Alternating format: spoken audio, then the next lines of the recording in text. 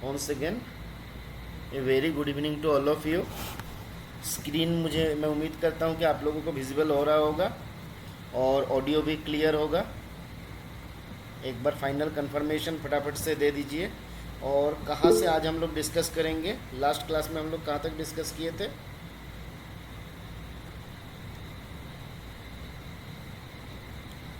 Last class में हम लोग कहाँ तक डिस्कस किए थे? Damage article, book of intimation, instruction realisation posted प्रदर्शन ओमैन। हाँ, यहाँ तक हम लोग, मुझे लगता है 100। हाँ, यहाँ से हम लोगों का स्टार्ट होगा ना, पेमेंट ऑफ ईएमओ से 100 स्टार्ट होगा। माइनर का डिलीवरी हम लोग देख लिए थे, एक बार कंफर्म कर दीजिए। माइनर का डिलीवरी वाला देख लिए थे। चलिए, तो हम लोग रूल नंबर 100 जो है यहाँ से स्टार्ट करेंगे और आज के क्लास में हम लोग इसको ख़त्म कर लेंगे, है ना। अगर ख़त्म नहीं होगा तो हम लोग छोड़ेंगे नहीं। आज थोड़ा लेट से हम लोग शुरू किए, एक्चुअली यहाँ पे बहुत ज़्यादा बारिश हो रहा है और बारिश के कारण से घर पहुँचने में बड़ा दिक्कत हो गया। तो अभी अभी जस्ट घर पहुँचा हूँ, इसलिए हम बोले कि चलो फटाफट से हम लोग स्टार्ट करते हैं, डिस्कशन ख़त्म करते हैं, ठीक है। और फिर हम लोग नेक्स्ट क्लास हम लोग शुरू करेंगे फिनेंशियल हैंडबुक। तो चलिए आगे बढ़ते हैं। Payment of EMO. ईएमओ का फुल फॉर्म क्या है, कोई बताइएगा? ईएमओ का फुल फॉर्म, ईएमओ का फुल फॉर्म एक बार फटाफट से पब्लिक चैट में लिखिए। Very good evening Aninder ji, good evening Villa ji, Mandakini. Electronic money order. चलिए चलिए ठीक है, एटलीस्ट आप लोगों ने सही सही लिखे हैं। कुछ लोग इसको इलेक्ट्रिकल भी कर देता है, तो ये इलेक्ट्रिकल नहीं है, इलेक्ट्रॉनिक मनी ऑर्डर है। और इलेक्ट्रॉनिक मनी ऑर्डर जो होता है, इसमें कमीशन कितना होता है? मान लीजिए आपका 1 रुपये का ईएमओ कोई भेजना चाहता है, तो कमीशन कितना होगा? 20 रुपये पे 1 रुपया, है ना। 20 रुपये पे 1 रुपया, तो 1 से लेके 20 के भीतर जो भी अमाउंट रहेगा वो आपका 1 रुपये कमीशन उसका लिया जाता है, ठीक है। आगे क्या क्या बताया गया इसमें हम लोग देख लेते हैं।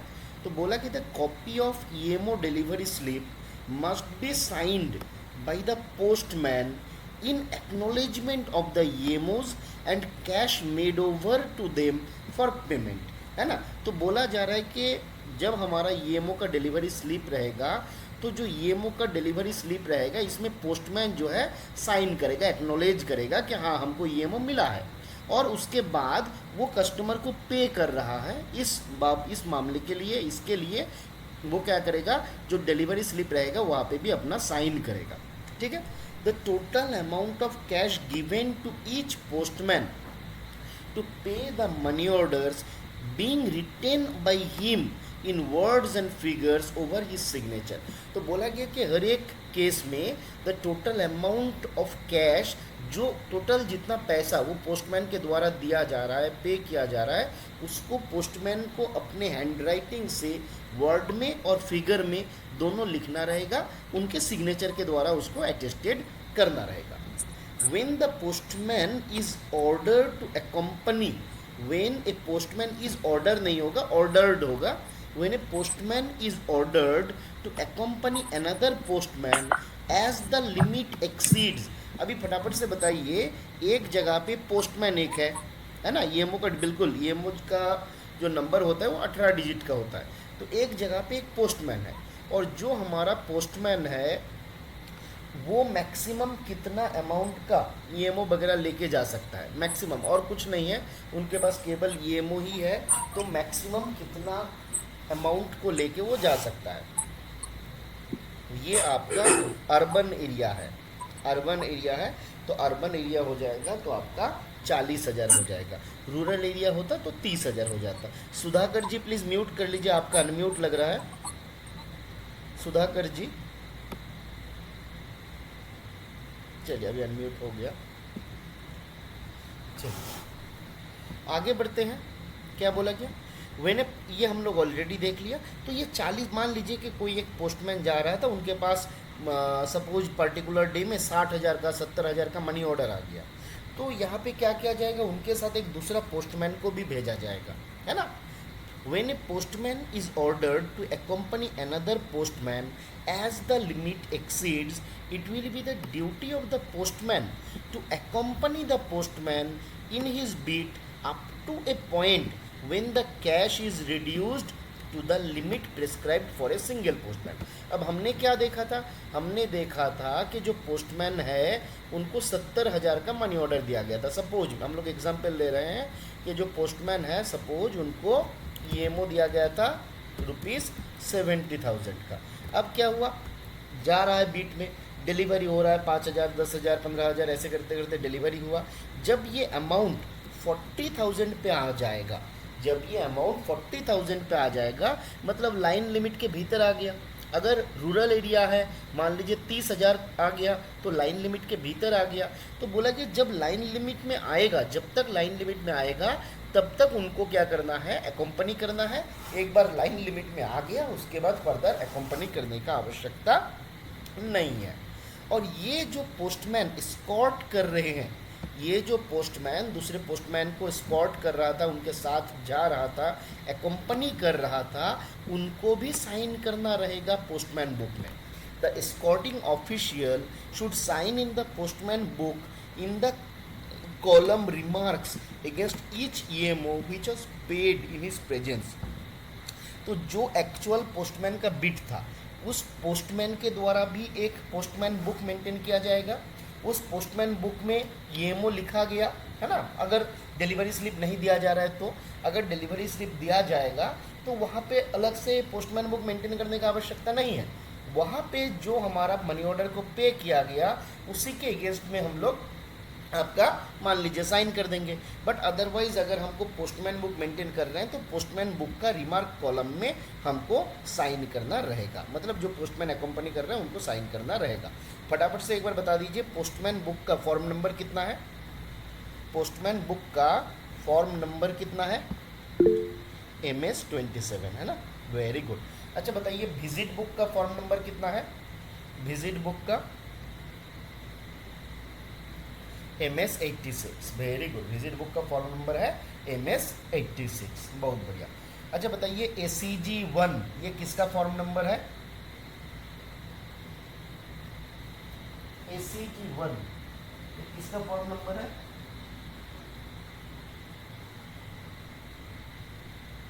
HO समरी है। Very good. ACG-2 किसका फॉर्म नंबर है।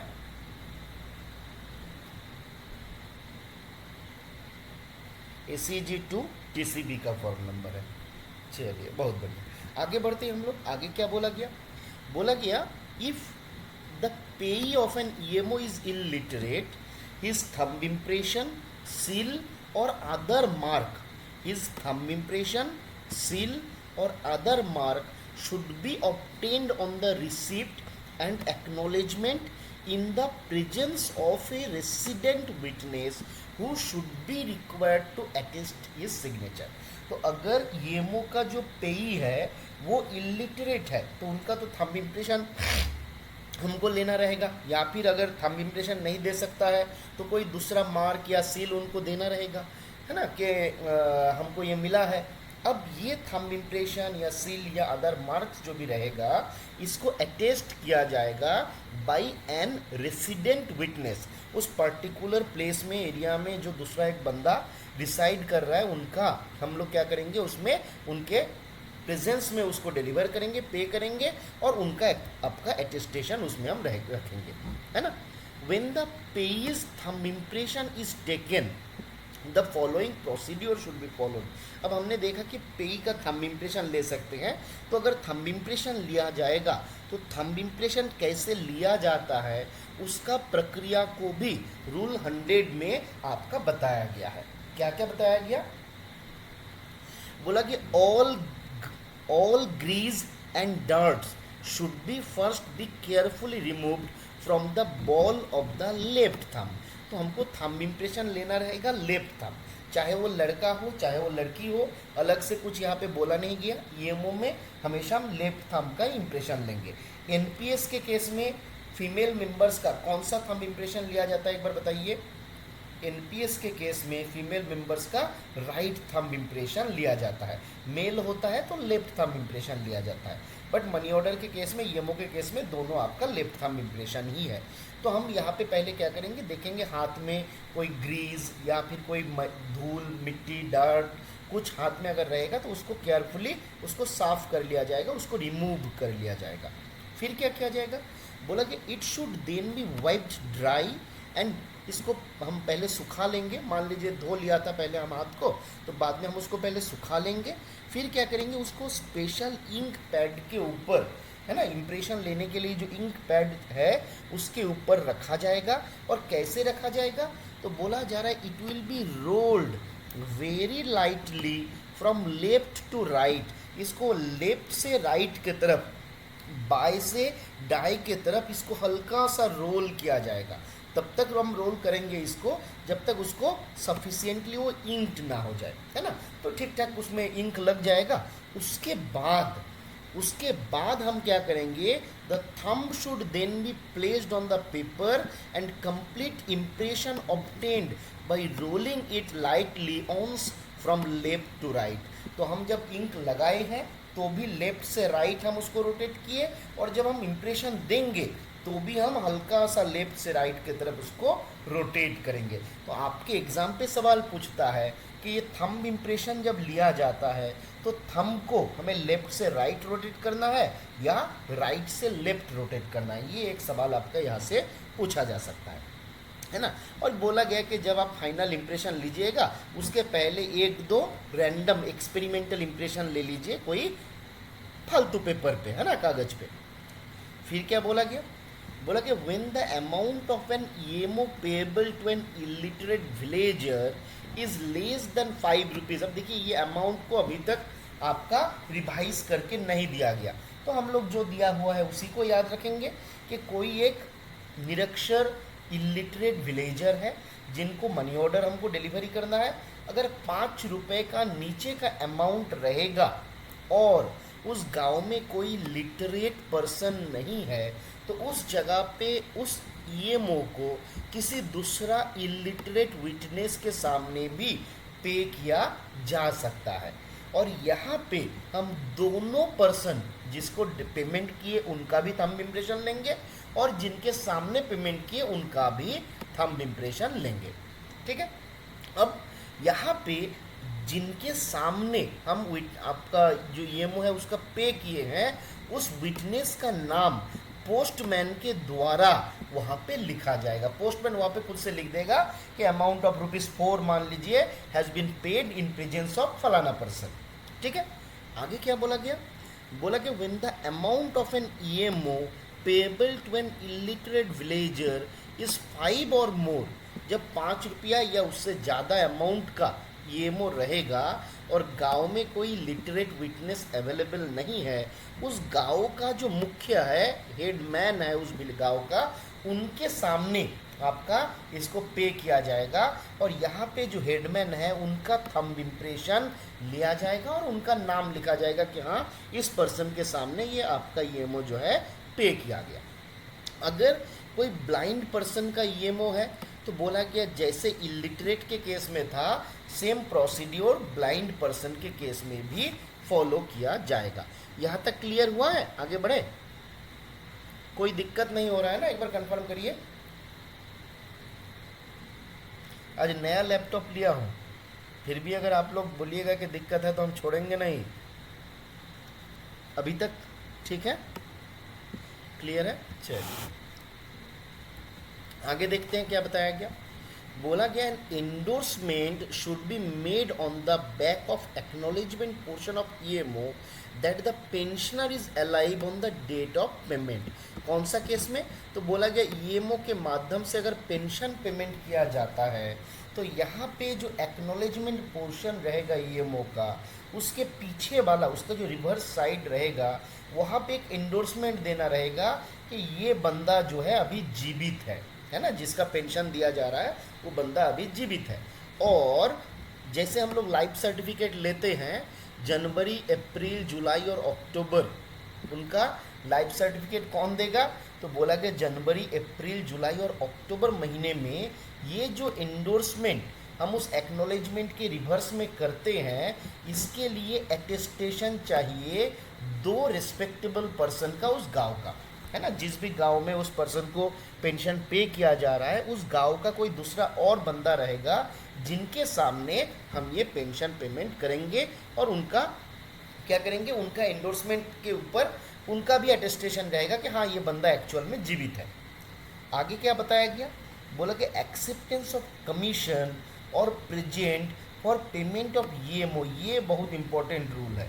अभी तक जो पढ़े हैं, अगर कोई भी आपको काम पे नहीं आएगा, ये वाला आपको काम पे आएगा, है ना। मान लीजिए आपका ही कोई पोस्टमैन है, आप इंस्पेक्टर बन गए और वो बंदा क्या किया, ईएमओ पेमेंट करने के लिए गया और वहाँ से उस बंदे जो आपका कस्टमर था उनसे 200 रुपये ले लिया, 400 रुपये ले लिया, 500 रुपये ले लिया, है ना। 5,000 का मनी ऑर्डर गया था, बोला कि चलो हमको 500 रुपये दे दो। अभी मनी ऑर्डर जो है कितना अमाउंट का हाईएस्ट हो सकता है ना। बिल्कुल अभी के टाइम पे ये आपका लॉजिकल नहीं है, रूल 100 वाला अभी तो काम होगा नहीं, उसके माध्यम से भी नहीं किया जाएगा पेमेंट नॉर्मल सर्कमस्टेंसेस पे।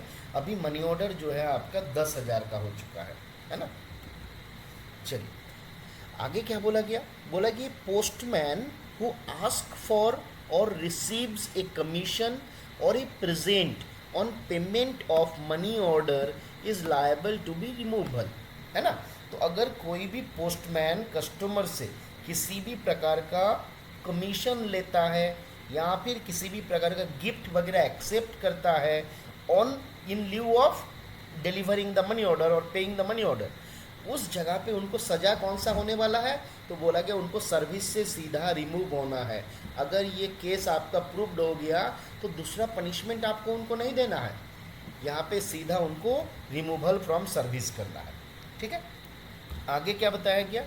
आगे बोला गया EMO addressed to minor, minor के नाम पे अगर ईएमओ एड्रेस किया जाएगा तो क्या होगा? तो बोला गया हम यहाँ पे देखेंगे ये माइनर जो है weather he is living with parent और लॉफुल गार्जियन और नॉट, वो अपना माता पिता या फिर किसी कानूनी अभिभावक के साथ रह रहा है या नहीं, ये हमको देखना रहेगा। फिर क्या बोला गया?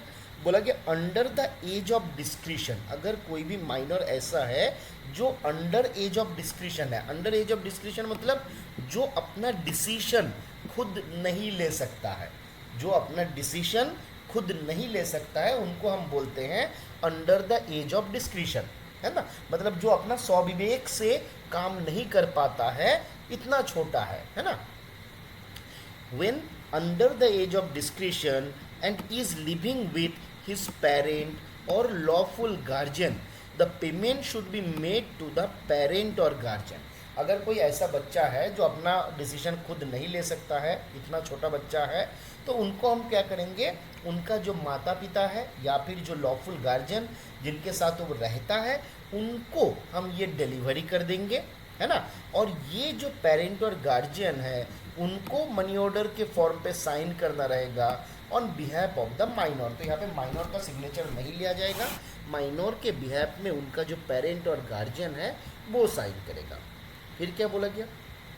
अब अगर ऐसा केस है कि वो अपना पेरेंट या फिर लॉफुल गार्जियन के साथ नहीं रहता है, तो बोला गया minor is under the age of discretion and is not living with his parent or guardian, the payment should be made to the person in whose care and custody the minor for the time being is, है ना। तो मान लीजिए माता पिता के साथ नहीं रहता है, किसी गार्जियन के साथ नहीं रहता है, बट कोई दूसरा पर्सन के साथ उनको रखा गया, दूसरे पर्सन के कस्टडी में वो बंदा है, तो उनको हम ये पेमेंट कर सकते हैं ना। तो मनी ऑर्डर उनको पेमेंट किया जाएगा। आगे क्या बोला गया?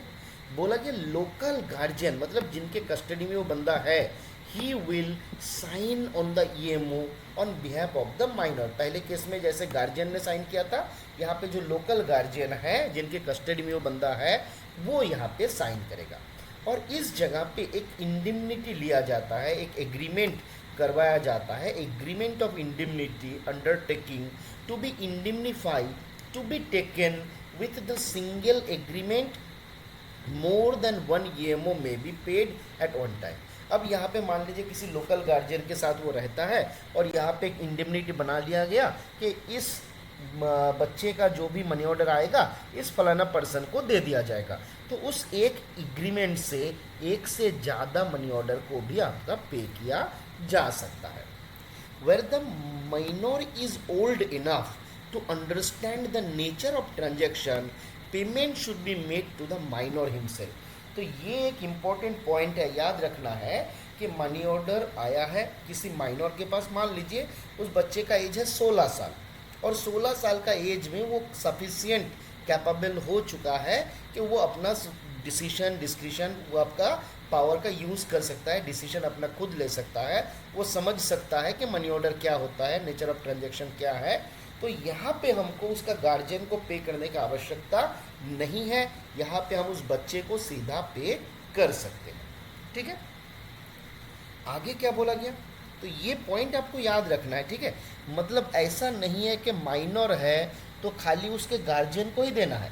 अगर माइनर है बट वो कैपेबल है अपना डिसीजन लेने के लिए, he is above the age of discretion, है ना, he is above the age of discretion. मतलब अब यहाँ पे एज को आप कुछ मतलब ऐसा कोई क्राइटेरिया नहीं दिया गया कि 12 साल से ज़्यादा होगा कि 14 साल से ज़्यादा होगा, बट मोटा मोटी मान लिया जाएगा कि हाँ बंदा जो है आपका कर सकता है, ठीक ठाक है, तो वहाँ पे उसको हम दे सकते हैं, है ना। यहाँ पे जो हमारा पोस्टमैन है उनका भी डिस्क्रिप्शन आ जाएगा कि उनको क्या लगता है कि उनको देने लायक है कि नहीं है। आगे क्या बोला गया, अब देखिए ये एक इंटरेस्टिंग चीज़ है, जहाँ पे जिस बंदे को हम मनी ऑर्डर देने गए उनका हाथ ही नहीं है, उनका हाथ ही नहीं है, तो क्या होगा, बोला कि where a person suffering from leprosy who has lost his fingers and is suffering, is living in any asylum, payment will be made to the head of the institution on his signing in the EMO order, है ना। तो बोला जा रहा है कि अगर कोई बंदा ऐसा है जो किसी आपका मान लीजिए एसाइलम पे रहता है और उस बंदे का हाथ नहीं है क्योंकि डिफरेंट कारण से, डिफरेंट कोई भी डिजीज से, लेप्रोसिस से उनका हाथ का उंगली जो है वो आपका नष्ट हो गया, आपका ये हो गया, है ना। तो उस जगह पे उनके बदले में उस इंस्टीट्यूशन का जो हेड है वो भी साइन करके मनी ऑर्डर को रिसीव कर सकता है। Where the person with hands or fingers whether on account of war, disease, accident or any other cause, है ना। तो लड़ाई के टाइम पे किसी रोग के कारण से, किसी एक्सीडेंट से या फिर किसी दूसरे कारण से अगर उस बंदे का हाथ जो है ख़राब हो गया और वो बंदा जो है अपना माता पिता, रिलेटिव या फ्रेंड किसी न किसी के साथ में वो रहता है, तो उस जगह पे the payment will be made to the responsible person with whom such person is residing, है ना। तो वो बंदा किसी न किसी के साथ रहता होगा, चाहे वो माँ बाप के साथ रहे, चाहे वो अपने मतलब रिलेटिव के साथ रहे या फिर मान लीजिए किसी दोस्त के साथ रहे, है ना। तो जिसके साथ भी रहे उनको क्या किया जा सकता है, पे किया जा सकता है ना। The payment will be made to the responsible person with whom such person is residing. यहाँ पे हम उस पर्सन को नहीं दे रहे हैं जिसका हाथ नहीं है, वो जिसके साथ रहता है ना, उनको हम ये पेमेंट कर देंगे in presence of an independent responsible witness who should be required to attest the signature or thumb impression on the form, है ना। तो उसके माता पिता, भाई बहन, परिवार परिजन जिनको भी हम देंगे वो किसी विटनेस के सामने पे देंगे और विटनेस को भी उस जगह पे उनका सिग्नेचर को अटेस्ट करना रहेगा। क्लियर है, आगे बढ़ते हैं हम लोग, आगे बढ़ा जाए, एक बार कंफर्म करिए। चलिए आगे क्या बोला गया, बोला गया payment and delivery to lunatics, payment and delivery to lunatics. मतलब लूनेटिक्स हम किसको बोलते हैं, तो जिनका दिमागी संतुलन सही नहीं है ना, उनको हम लूनेटिक्स बोलते हैं। तो बोला गया इसको भी 3-4 केसेस रखा गया। केस 1 क्या है, बोला गया मैनेजर अपॉइंटेड बाय कोर्ट, है ना। वो पर्सन जो है उनका दिमाग सही नहीं है और उनके लिए उनके बिहाफ से किसी पर्सन को एज मैनेजर अपॉइंट किया गया और ये अपॉइंटमेंट जो है कोर्ट ने किया। दूसरा केस जहाँ पे कोर्ट के द्वारा कोई मैनेजर का अपॉइंटमेंट नहीं किया गया। तीसरा केस वो who are in lunatic hospital or mental asylum, जो बंदा है किसी लूनेटिक हॉस्पिटल में ठहरा हुआ है या फिर मेंटल असाइलम पे ठहरा हुआ है। और चौथा case, no action taken under lunacy act, है ना, कोई भी ऐसा लुनासी एक्ट के तहत कोई भी एक्शन फर्दर इसके ऊपर नहीं लिया गया, है ना। अब क्या क्या बोला गया, बोला गया article will B case one, case one में क्या था, जहाँ पे कोर्ट के द्वारा मैनेजर अपॉइंट किया गया, तो बोला गया the article will be delivered or EMO will be paid to the manager. तो अगर उस पर्सन के लिए कोई मैनेजर कोर्ट के द्वारा अपॉइंट किया गया तो सीधा उनके मैनेजर को ही वो पैसा जो है दे दिया जाएगा, आर्टिकल जो है डिलीवर कर दिया जाएगा। ये सेकेंड और थर्ड केस जो है ये डिजरेबल है to return to sender or remitter, but ये नॉट मैंडेटरी, मतलब यहाँ पे पेमेंट या डिलीवरी किया भी जा सकता है और आपका रिटर्न टू सेंडर भी किया जा सकता है, डिपेंड करेगा उस केस में डिस्क्रिशन जो है पोस्टमैन का यहाँ पे दिया गया है। अगला केस क्या है, केस 4, तो बोला गया जहाँ पे लुनासी एक्ट के तहत कोई भी एक्शन नहीं लिया गया, तो बोला कि if the delivery official suspect that addressee or payee is not in sound mind he will return it to the sender or remitter, है ना। अगर यहाँ पे भी देखिए डिस्क्रिशन दे दिया जो पोस्टमैन है उनका, अगर पोस्टमैन को लगता है कि नहीं ये बंदा को मतलब मान लीजिए लुनेटिक घोषित तो नहीं किया गया, बट इनको देख के या फिर उनके व्यवहार से बिहेवियर से लग रहा है कि उनका दिमागी हालत सही नहीं है, तो यहाँ पे उनको पेमेंट करने का या डिलीवरी करने का आवश्यकता नहीं है, वो उसको रिटर्न टू सेंडर कर सकता है ना। अब ये थोड़ा मुश्किल वाला घड़ी रहेगा क्योंकि आप रिटर्न टू सेंडर कर दीजिएगा तो हो सकता है अगले दिन आपके खिलाफ एक कंप्लेन आ जाएगा, है ना। आगे आते हैं रूल 105, जहाँ पे बोला गया रिस्पॉन्सिबिलिटी ऑफ करेक्ट डिलीवरी और correct payment, responsibility of correct delivery और करेक्ट पेमेंट। क्या बोला गया, देखिए ये इंपॉर्टेंट है, ये वाला पॉइंट को थोड़ा सा ध्यान दीजिए। बोला कि the postman is responsible for correct delivery of all articles and correct payment of all EMO interested to him, है ना। तो जितना आर्टिकल दिया गया डिलीवरी के लिए, जितना ईएमओ दिया गया पेमेंट के लिए, सारा सही से करना पोस्टमैन का काम है। अगर उनको कभी भी डाउट होता है किसी का आइडेंटिटी लेके, इन case of any doubt must be inquired before payment और डिलीवरी, उनको कभी भी थोड़ा सा भी अगर शक होता है तो पेमेंट करने से पहले या फिर डिलीवरी करने से पहले उनको क्या करना है, सही से इंक्वायर कर लेना है। फिर क्या बोला गया, for uninsured registered article if addressee is not personally known to the postman, delivery should be made in presence of respectable witness residing in the locality, his name should be noted on the receipt।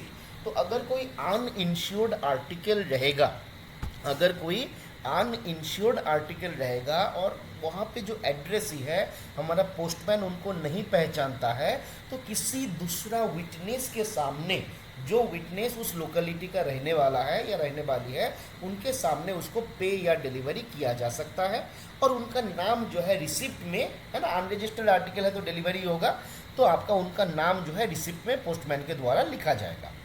अब अगर insured article है, in case of insured article for a person unknown to the postman, अब insured article कोई है और उस बंदा को हमारा पोस्टमैन जो है नहीं पहचानता है, तो सेम प्रोसीड्यूर फॉलो किया जाएगा, but the witness in whose presence the delivery is made must also be able to identify the addressee. अब जिनके सामने हम डिलीवरी कर रहे हैं वो बंदा जो है एड्रेसी का जान पहचान का होना चाहिए, उसको आइडेंटिफाई करने में समर्थ होना चाहिए, कैपेबल होना चाहिए, है ना। तो ये आपका 105 में बताया गया। आगे क्या बोला गया, बोला कि अब आते हैं हम लोग मनी ऑर्डर के बारे में। पहले हम लोग आर्टिकल्स के बारे में, चिट्ठी के बारे में देखे, अब यहाँ पे मनी ऑर्डर्स के बारे में बताया गया। क्या बोला गया, बोला गया EMO electronic money orders in favour of person not permanently resident within the jurisdiction of office of payment or personally known to the postman should be paid only on satisfactory proof of identity of the claimant with the person named in the EMO। तो ऐसा नहीं है mandatory कि उस जगह पे अगर नहीं रहेगा तो उनको हम ईएमओ नहीं दे पाएंगे, या फिर पोस्टमैन नहीं पहचानता है तो हम ईएमओ नहीं दे पाएंगे। बोला गया ऐसा केसेस भी हो सकता है जहाँ पे वो पोस्टमैन जो है, जो जुरिस्डिक्शन है उस जुरिस्डिक्शन का मान लीजिए बाहर का है, या फिर पर्सनली हमारा वो पोस्टमैन उनको नहीं पहचानता है, बट आपके ऑफिस में ईएमओ आया हुआ है, और अगर वो बंदा सही से अपना एड्रेस प्रूफ मतलब आइडेंटिटी प्रूफ दे सकता है तो उस आइडेंटिटी प्रूफ के आधार पे उनको मनी ऑर्डर का पेमेंट किया जा सकता है। If any person is given identification certificate printed on EMO form, his name or address should also be noted.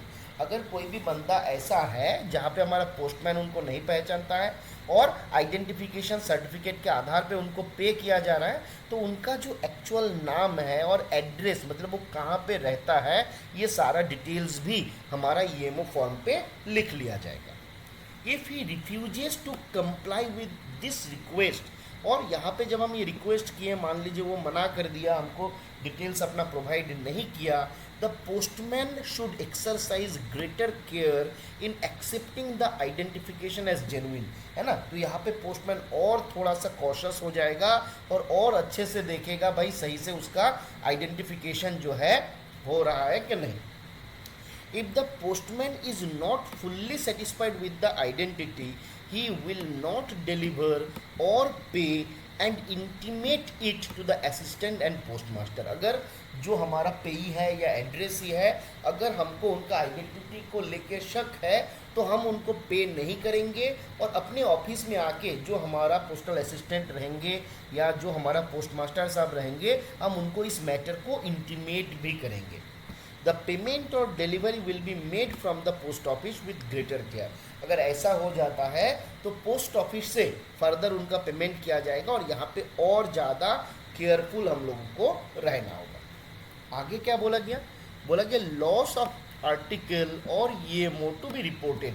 अगर कभी भी ऐसा होता है कि आर्टिकल खो जाता है या मनी ऑर्डर का फॉर्म पहले होता था वो खो जाता है, तो यहाँ पे पोस्टमैन को इंटीमेट करना रहता है। अब यहाँ पे दो केसेस दिया हुआ है, आगे हम लोग देखेंगे। बोला गया if a postman loses an EMO insured article, basically ये पहले मनी ऑर्डर होता था, तो अगर पोस्टमैन मान लीजिए मनी ऑर्डर का फॉर्म खो देता है, या फिर कोई इंश्योर्ड आर्टिकल खो देता है, या फिर कोई रजिस्टर्ड आर्टिकल खो देता है, या फिर कोई पार्सल खो देता है, तो उनको पूरा दिन भर वेट नहीं करना है कि हम जब रिटर्न करेंगे तब जाके बताएंगे कि आर्टिकल खो गया। अगर ऐसा कोई केसेस हो रहा है, he should return to office immediately and report the loss to the postmaster, है ना। मान लीजिए 11 बजे हम निकले और 12 बजे, जैसे एक केस हम लोग देखे थे कि साइकिल लेके पोस्टमैन निकला था, साइकिल बाहर रख के आर्टिकल डिलीवरी करने के लिए गया और बाहर आके देखा उसका साइकिल जो है गायब हो गया। अब यहाँ पे उनको दिन भर घूमना नहीं है, शाम को आके बताना नहीं है, उनको तुरंत ऑफिस रिटर्न करना है और इस मैटर को इंटीमेट करना है। अब if any other article is lost, मान लीजिए कोई ऑर्डिनरी आर्टिकल था वो खो गया, तो बोला गया ये ठीक है, चलो भाई तुम जब ऑफिस रिटर्न करोगे ना तब रिपोर्ट करने से भी चलेगा। तो अगर रजिस्टर्ड इंश्योर्ड ईएमओ पार्सल अगर खो जाता है तुरंत आके बताना है।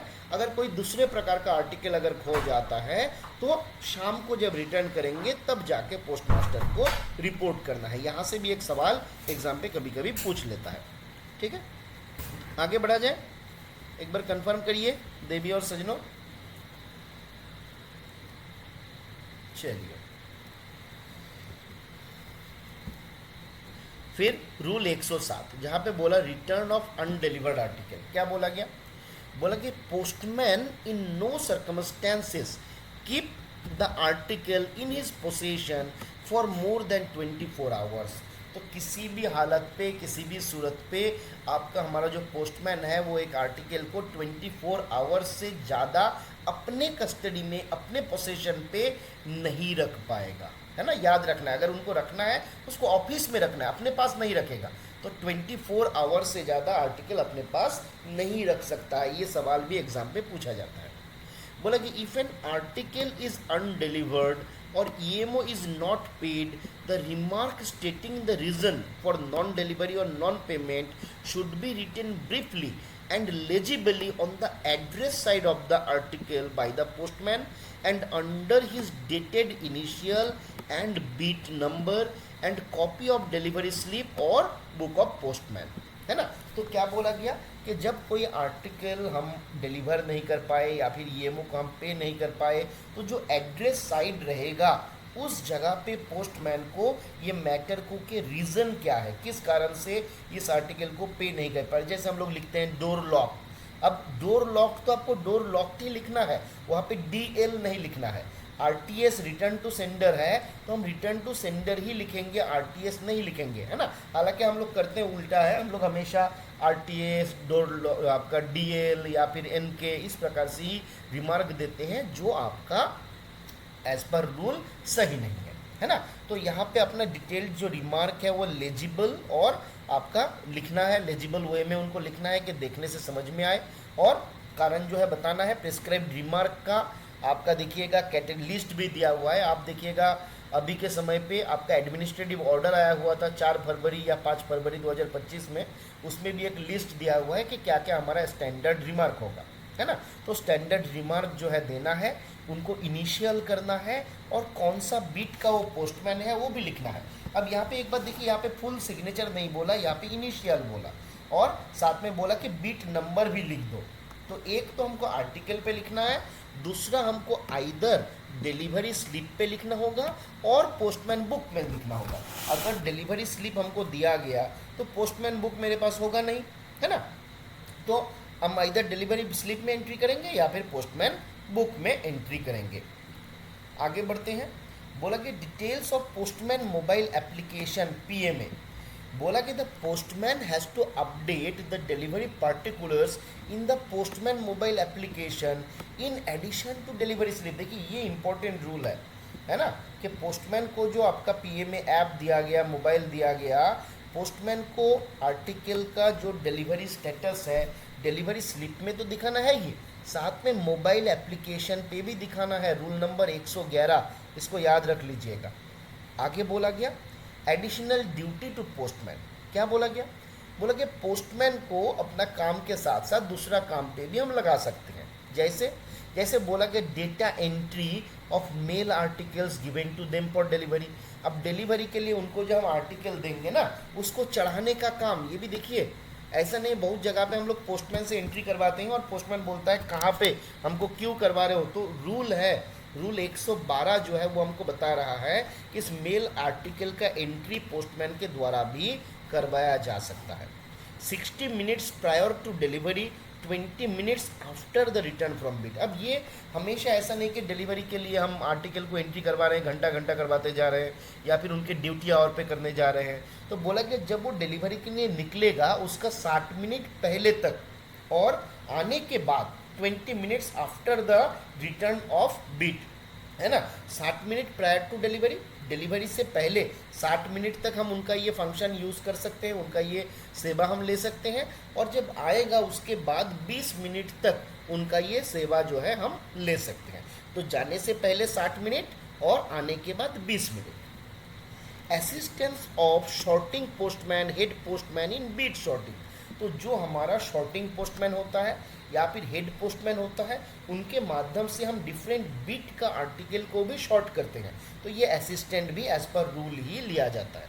When no sorting or head postman is there, postman will attend the beat sorting. तो अगर मान लीजिए किसी छोटा मोटा ऑफिस के केस में अलग से तो हेड पोस्टमैन होंगे नहीं, है ना, या फिर मान लीजिए शॉर्टिंग पोस्टमैन कोई नहीं है, तो जो भी पोस्टमैन है उनका इस काम पे लगाया जा सकता है। कलेक्शन और surplus cash, collection of surplus cash from सब पोस्ट ऑफिसेस एंड रेमिटेंस, है ना।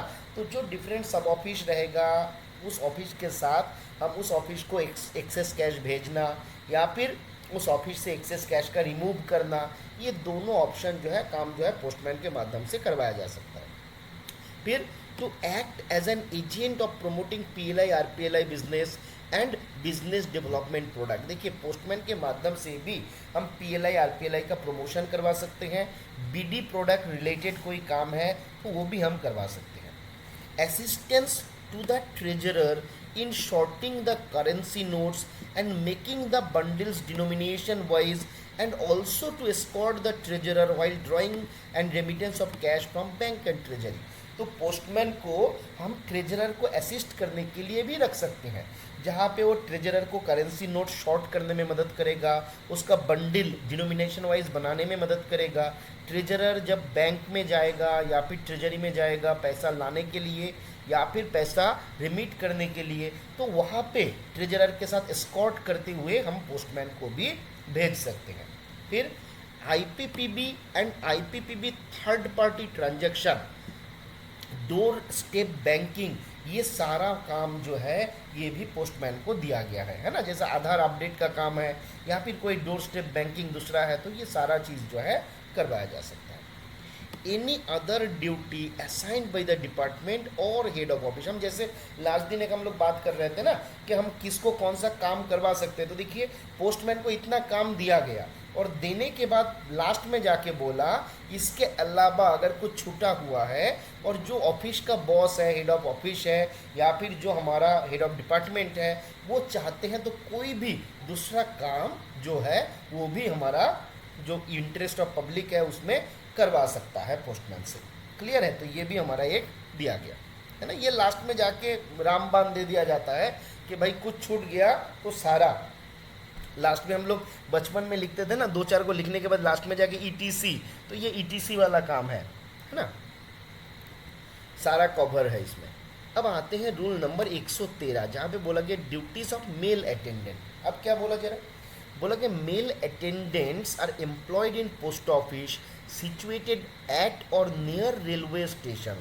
तो मेल अटेंडेंट कहाँ पे रहेगा, तो बोला कि ऐसा पोस्ट ऑफिस जो किसी रेल स्टेशन के नज़दीक आपका सिचुएटेड है, रेल स्टेशन पे ही सिचुएटेड है या रेल स्टेशन के नज़दीक सिचुएटेड है, और जहाँ पे कोई मेल ऑफिस नहीं है ऐसा जगह पे मेल अटेंडेंट रहता है। तो पोस्ट ऑफिस रेल स्टेशन के नज़दीक है ना। ड्यूटी क्या है, तो बोला गया conveyance of mail from and to the railway station exchanging bag with RMS, है ना। तो आपका क्या करना है, यहाँ पे देखिए मेल ऑफिस है नहीं, हमको डाक लेके रेलवे स्टेशन तक जाना है, वहाँ पे उनको बैग हैंडओवर करना है और उनसे बैग लेके आना है। तो ये कन्वेंस ऑफ मेल बैग ये काम भी इनका है। Clearance of letter boxes located at railway station, railway station पे जो लेटर बॉक्स रहेगा उसको क्लियर करना भी इनका काम है। Sale of postage stamp and other item, है ना, जो पोस्टेज स्टैंप है या दूसरा स्टेशनरीज है उनको सेल करना भी इनका काम है। बोला कि mail attendant should be able to recognise the seals on bags made over to him and to check the number of bags entered in the mail list. Mail attendant को बोला गया जो डिफरेंट बैग में हम लोग seal use करते हैं तो वो सील को रिकॉग्नाइज करने में वो कैपेबल होना चाहिए, और मेल लिस्ट पे कितना बैग चढ़ाया हुआ है वो चेक कर लेने में भी सक्षम होना चाहिए। क्योंकि मान लीजिए आरएमएस में हम मेल लिस्ट भेज रहे हैं, उसमें 15 बैग लिखा हुआ था, 14 बैग आया और ये मेल अटेंडेंट समझ ही नहीं पाया कि कम आया कि ज़्यादा आया, है ना। तो ये उनको पता होना चाहिए। The mail attendant must be present on the platform with the mail at least 10 minutes before the arrival of train by which they are to be conveyed। ये बहुत इंपॉर्टेंट है। ये देखिए मेल अटेंडेंट को ट्रेन आने से at least 10 minute पहले, ये इंपॉर्टेंट है, सवाल पूछेगा एग्जाम पे, खास करके पोस्टमैन एग्जाम जो है उसमें तो पूछने का बहुत चांसेस है ना, कि एटलीस्ट ट्रेन के अराइवल का 10 मिनट पहले उनको सारा बैग वगैरह लेके रेल स्टेशन पे पहुंच जाना चाहिए। आगे आते हैं रूल 116 जहाँ पे बोला गया duties of letter box attendant. क्या बोला गया, the letter box attendants are required to know the hours at which the letter box in their beats are cleared and time of dispatch of mail. तो letter box attendant को ये पता होना चाहिए कि कितने बजे हमको लेटर बॉक्स को क्लियर करना है और कितने बजे उस आर्टिकल्स को हमको डिस्पैच करना है। It is there duty punctually to clear the letter boxes in their beds and also to bring it to the postmaster notice if any damaged or defected articles are there है ना। तो कोई भी letter box को जब clear करेंगे, है ना, तो वहाँ पे अगर कोई भी आर्टिकल डैमेज्ड है या डिफेक्टेड है तो वो आपको क्या करना रहेगा, पोस्ट मास्टर के नोटिस में लाना रहेगा। अगर कोई लेटर बॉक्स डैमेज्ड रहेगा उनको पोस्ट मास्टर के नोटिस पे लाना रहेगा, और समय समय पे पंक्चुअली वो लेटर बॉक्स आपका समय पे क्लियर हो रहा है कि नहीं, ये इंश्योर करना भी लेटर बॉक्स अटेंडेंट का काम है। आगे आते हैं, आगे क्या बोला गया, clearance of outside letter box. अब ऑफिस के बाहर वाला जो लेटर बॉक्स है उसका क्लियरेंस के बारे में 117 पे बताया गया।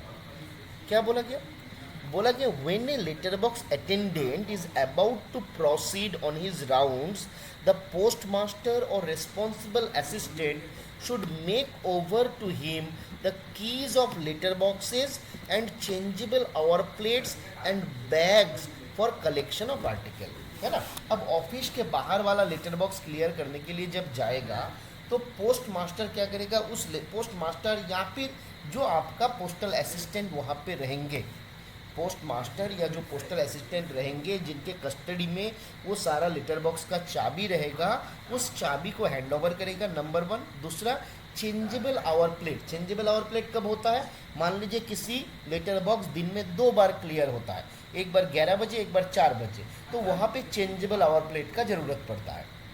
साथ में एक बैग दे देगा ताकि वो आर्टिकल को लेके आ सके, है ना, तो ये हमको याद रखना है। आगे क्या बोला गया, keys of the letter boxes and or plates must be kept in the custody of postmaster or responsible assistant। तो ये लेटर बॉक्स का चाबी जो है हमारा लेटर बॉक्स अटेंडेंट के पास नहीं रहेगा, वो पोस्ट मास्टर या किसी रिस्पॉन्सिबल पोस्टल असिस्टेंट के पास ही रहेगा, जिनसे वो चाबी लेगा, आवर प्लेट लेगा, जाएगा, चेंज करेगा, क्लियर करेगा और आके चाबी को वापस कर देगा, आर्टिकल को वापस कर देगा। अभी के समय पे electronic clearance of letter boxes and their prompt monitoring is done through नन्यथा सॉफ्टवेयर, है ना। तो नन्यथा के माध्यम से हम लोग इसको करते हैं और ये अभी हमारे पीएमए के भीतर ही आता है, पोस्टमैन मोबाइल एप्लीकेशन के भीतर अभी। तो electronic clearance of letter boxes हमारा चल रहा है और हम लोग ऑनलाइन इसको ट्रैक भी कर सकते हैं। बोला कि the letter box time of clearance and number of letters cleared in the letter box will be sent to the central server through the GRPS facility, है ना।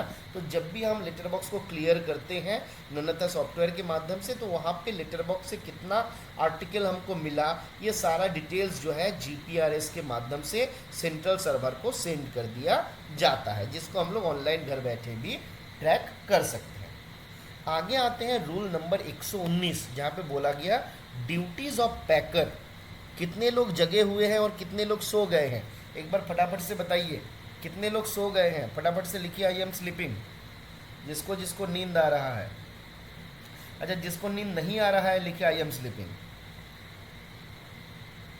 चलिए आकिब, वेरी गुड आकिब जी। और बाकी लोग, आज मज़ा आ रहा है, ई क्लास में भी अगर मज़ा आएगा ज्ञानेंद्र जी तो बड़ा अच्छी बात है ना। चलिए, तो हम लोग इसको और बस आखिरी क्या बोलता है आखिरी स्टेप तक हम लोग ऑलमोस्ट पहुंच गए हैं, ख़त्म होने वाला है। अच्छा, ड्यूटीज़ ऑफ पैकर, है ना। पैकर को अभी हम लोग पैकर नहीं बोलते हैं, अभी किस नाम से पुकारा जाता है थोड़ा बताइए कोई एक जन। पैकर को अभी हम लोग क्या बोलते हैं, देखिए इसमें भी शॉर्टकट राजशेखर जी, इनको हम लोग बोलते हैं डाक सेवक, है ना, डाक सेवक बोलते हैं ना। तो क्या बोला जा रहा है, जीडीएस तो है ही, उनको हम लोग डाक सेवक बोलते हैं। बेसिकली जो एसओ में आरएमएस में रहते हैं उन लोगों को डाक सेवक बोला जाता है, जो बीओ में रहता है उन लोगों को एबीपीएम बोला जाता है। बोला कि the chief duties of the packers यानी कि dak sevak are to stamp articles posted for dispatch or received for delivery and to face the articles for sorting and examination and to assist in packing the mail and closing and sealing of mail bags। तो main काम पैकर का क्या करना है, pack करना है। इसमें क्या क्या करेगा वो, एक तो आपका पैकिंग में असिस्ट करेगा, आपका मेल बैग को क्लोज करेगा, साथ में और क्या क्या करेगा, जब आर्टिकल आएगा उस आर्टिकल को फेस करना। फेस करने का मतलब एड्रेस साइड को एक ही साइड में रखना है ना, सारा एड्रेस साइड ऊपर के साइड में आएगा और टू एड्रेस जो है राइट के साइड में जाएगा। इस तरीके से हम लोग उसको फेस करते हैं। फिर जो भी आर्टिकल हमारे पास आया है डिस्पैच के लिए, सारा आर्टिकल में डेट स्टैंप लगाना। जो भी आर्टिकल हमारे पास रिसीव हुआ है डिलीवरी के लिए, उनको भी डेट स्टैंप लगाना। ये पैकर का, यानी कि जो डाक सेवक है, उनका काम है। The packer should be able to stamp with rapidity and clearness. तो उनको फटाफट से धड़ाधड़ से स्टैंप मारना भी आना चाहिए और इम्प्रेशन जो है वो क्लियर भी होना चाहिए। They must change the type of various stamps and seals, है ना। दिन के शुरू में जब हम आते हैं तो हमको टाइप सेट चेंज करना रहता है स्टैम्प का, सील का, तो ये करना भी पैकर का काम है और उनको ये आना चाहिए। When required and are responsible that stamps and seals are kept clean, ये जो स्टैम्प है, सील है, ये सही से साफ सुथरा है कि नहीं, ये इंश्योर करना भी पैकर का काम है। Bag labels are also in their charge. तो डिफरेंट जो बैग का लेबल होता है वो भी पैकर के कस्टडी में ही रखा जाता है। तो ये 119 में बताया गया। आगे आते हैं हम लोग changing of date and other time. क्या बोला गया? बोला कि every morning before the work of office begins the packer must take impressions of all the date stamps and seals holding the date or other movable type in the book of postmarks and place the book on the postmaster's table. तो हम लोग दिन के शुरू में ही हमारा पैकर का एक काम दिया गया कि भाई तुम जो डेट स्टैम्प है उसको चेंज कर लो, डेट को चेंज कर लो, प्रीवियस डेट को हटाओ और करेंट डेट को लगाओ, और उसको यूज़ करने से पहले उसका इम्प्रेशन जो है बुक ऑफ पोस्ट मार्क में ले लो और वहाँ पे पोस्ट मास्टर के टेबल पे दो, क्योंकि पोस्ट मास्टर उसको चेक करते हुए अपना इनिशियल उसमें करेंगे कि हाँ ये सारा इम्प्रेशन सही है। बुक ऑफ पोस्ट मार्क का फॉर्म नंबर ये बहुत इंपॉर्टेंट है, एग्जाम पे पूछा जाता है। फटाफट से पब्लिक चैट में बताइए बुक ऑफ पोस्ट मार्क का फॉर्म नंबर क्या है? MS 18, है ना। तो यहाँ तक हमारा जो है ख़त्म होता है पोस्टल मैनुअल वॉल्यूम 6 का पार्ट 3। इसके भीतर अगर किसी को कुछ डाउट है, किसी को कुछ बोलना, बताना, पूछना है तो बताइए। इसके भीतर अगर कहीं पे कुछ डाउट रह गया, किसी को कुछ बोलना, बताना, पूछना है,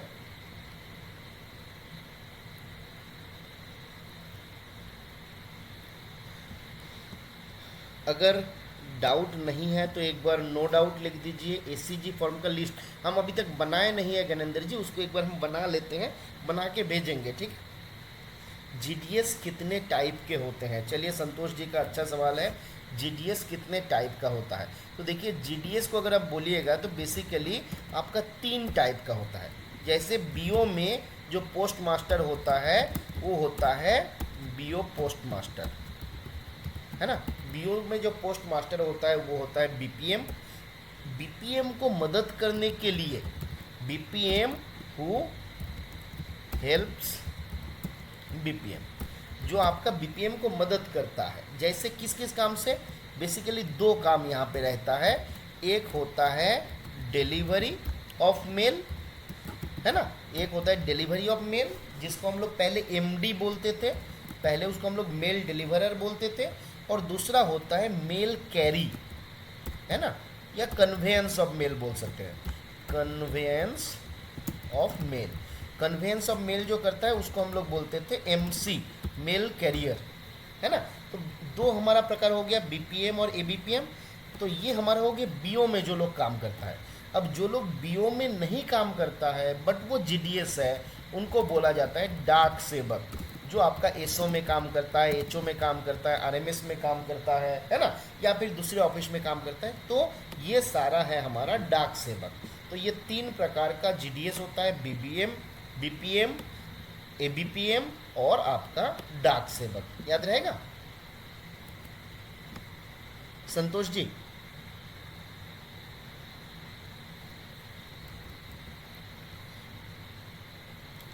हाँ, तो पोस्टल मैनुअल वॉल्यूम 6 पार्ट 3 का सारा क्लास को एक जगह करके मैं एक आपका प्लेलिस्ट बना के आज दे देता हूँ, आप लोग उसको देख लीजिए। अच्छा, कल हम लोग एक काम करेंगे, कल हमारा क्लास नहीं रहेगा, कल आप लोगों को टेस्ट देना है पूरा वॉल्यूम 6 के ऊपर। मैं आज क्वेश्चन बना लेता हूँ ठीक है। और आज और कल दिन तक मोटा मोटी हम क्वेश्चन बना लेंगे, उम्मीद करता हूँ। और कल रात को मोटा मोटी आप लोगों को टेस्ट देना रहेगा, आपका वॉल्यूम 6 पूरा रहेगा उसमें, ठीक है संतोष जी, वही मैं बता रहा हूँ कि मॉक टेस्ट रहेगा कल। और परसों हम लोग क्लास शुरू करेंगे एफएचबी वाला, ठीक है चलेगा। वॉल्यूम 6 का एक ही बार में रखेंगे, उसमें तीनों कवर करना है आपको, वॉल्यूम 6 पार्ट 1 पार्ट 2 और पार्ट 3, ठीक है। और मोटा मोटी मान लीजिए 35 40 50 क्वेश्चन हमारा रहेगा, ज़्यादा उल्टा पल्टा क्वेश्चन हम नहीं रखेंगे। जो सवाल आने का चांसेस रहेगा उसी प्रकार का सवाल देने का हम प्रयास करेंगे, ठीक है। चलिए तो आज हम लोग यहाँ पे समाप्त करते हैं। सारा क्लास शेयर कर दे, कौन सा वाला मयंक जी? चले अभी हो जाएगा, ठीक है सारा हो जाएगा आज। अभी हम फिर से अमीर आदमी बन गए हैं, हमको एक नया लैपटॉप मिला है और जिस कारण से अभी दिक्कत नहीं रहेगा, ठीक है। और पहले वाला जो हमारा पहले वाला था उसमें थोड़ा सा इशू होता था, अब ये वाला लगता है कि 15 20 दिन सही से काम करेगा, ठीक है। एक्चुअली सस्ते में ख़रीदा हूँ 15,000 में, ठीक है 15,000 में ख़रीदा हूँ, सेकेंड हैंड है। चलिए ठीक है, पार्टी आए देंगे, ज़रूर देंगे। तो आज हम लोग यहाँ पे समाप्त करते हैं। Good night.